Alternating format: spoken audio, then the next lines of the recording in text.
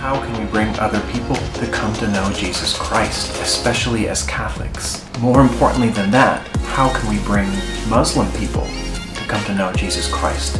In general, as Catholics, we are afraid to share Jesus. As this priest friend of mine would say, we treat Jesus like contraband. We hide him and we don't want to let anyone know about him, but especially when it comes to the Muslim people. In today's video, I want to speak about the Virgin Mary and how she can help us bring Jesus to others. Join me in today's video.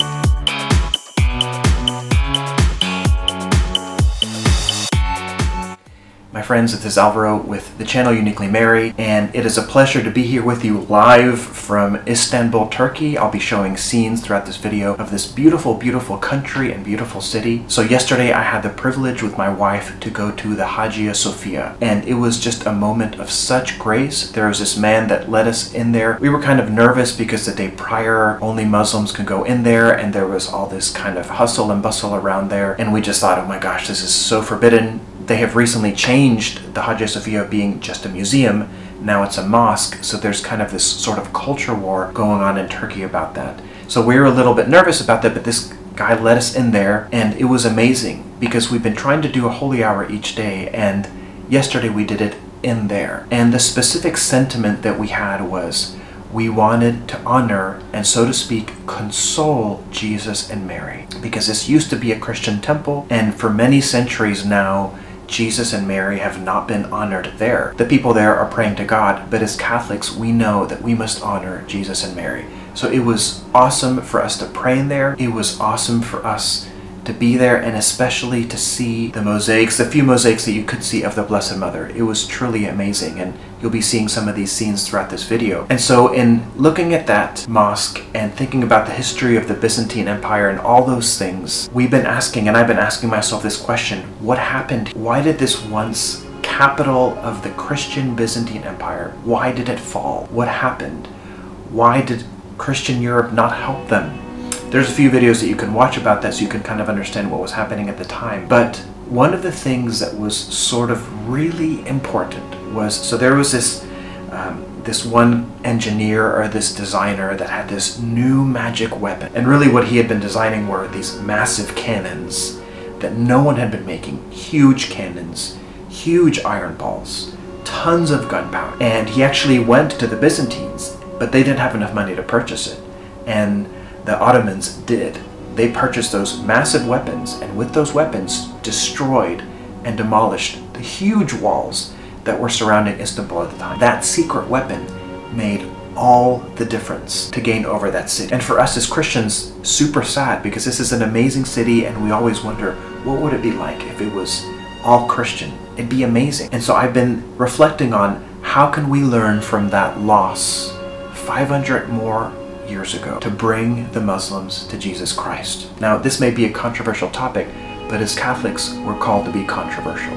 We're called to bring others to Christ and to not keep him for ourselves. So I think the secret weapon that we can use is the Blessed Virgin Mary. She's the cannon, she's the weapon that can demolish the walls of any religion, of any hardness of heart, of any evil spirit or whatever is there blocking this whole thing. She is the one that could bring all of this about, but she needs you and I to do this. Some things important to know about Muslims and the Virgin Mary. She has her own chapter in the Quran. I think it's called like a surah or surah. She has her own chapter. She is considered holy and sinless. She did not have a husband with which she conceived Jesus according to the Quran. In other words, the Quran agrees that Jesus did not have an earthly father. That means Mary had an intimate relationship with God.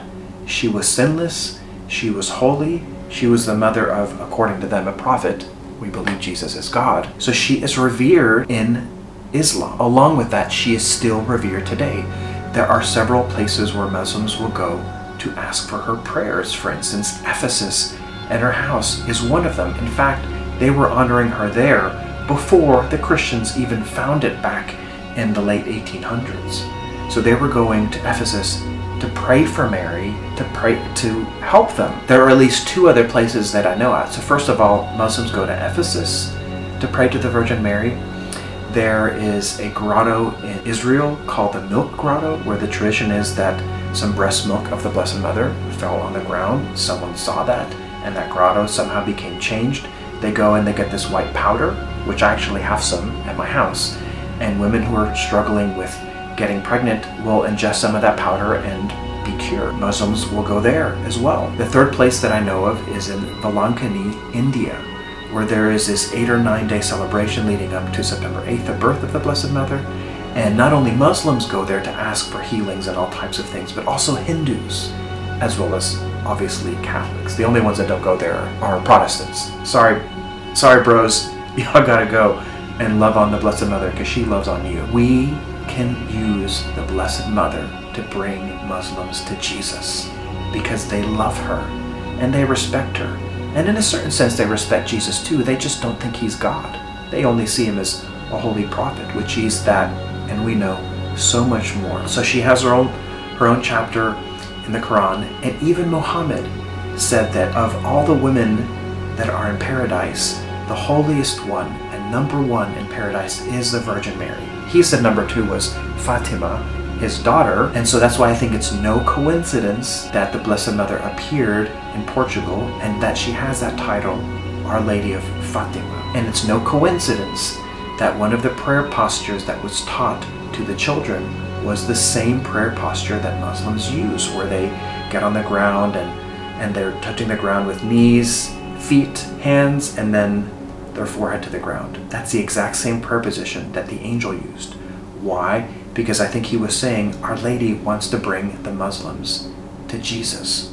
In fact, that's the biggest thing that I gained when I went to the Hagia Sophia. When you go in there, before when it was just a museum, there was these mosaics that were kind of up at the top above where the altar would have been, and it was of the Virgin Mary holding Jesus. In fact, let me show you. I want to show you what it looks like because it's so beautiful. This is what you see way above. I don't know if she's wearing a blue veil or a red one in the Hagia Sophia, but you can look at pictures. Now that it's a mosque, it's covered up because Muslims do not believe in having images because they don't want to worship those images, because that's just part of their beliefs. Whereas we as Catholics understand that through images we can grow closer to God, and that they're holy, and that God wants us to use images in our prayer. Well, when I was praying about it in the Hagia Sophia, I realized that the Virgin Mary is looking over all of these Muslim people. She's watching them, praying for them, but we have to do the work. We have to have that courage to lead them to Jesus. So let's lead them to the Virgin Mary. Let's tell them how much she loves. Let's encourage them to ask her for healings.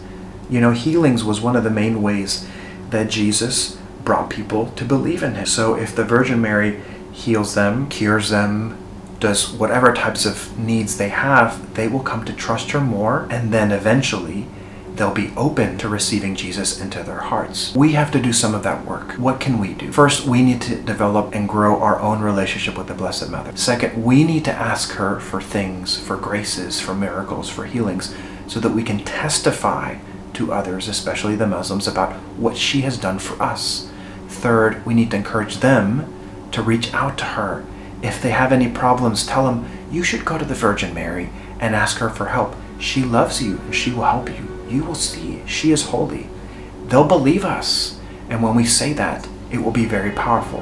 And then we need to continue praying and sacrificing for them, humbly leading them to Mary, who will then lead us to Jesus. Just as that one person went to the Ottomans presenting this mysterious, secret, massive weapon that was the thing that turned the tide so that they can take over Istanbul, we will use the Blessed Mother as our secret weapon so that we can take back the hearts of the Muslim people, bring them into the fold, into the Catholic Church. So God's will and the Immaculate Heart of Mary will truly triumph throughout the world. My friends, thank you for joining me in today's video. Continue praying for this channel, and I'll see you in the next one.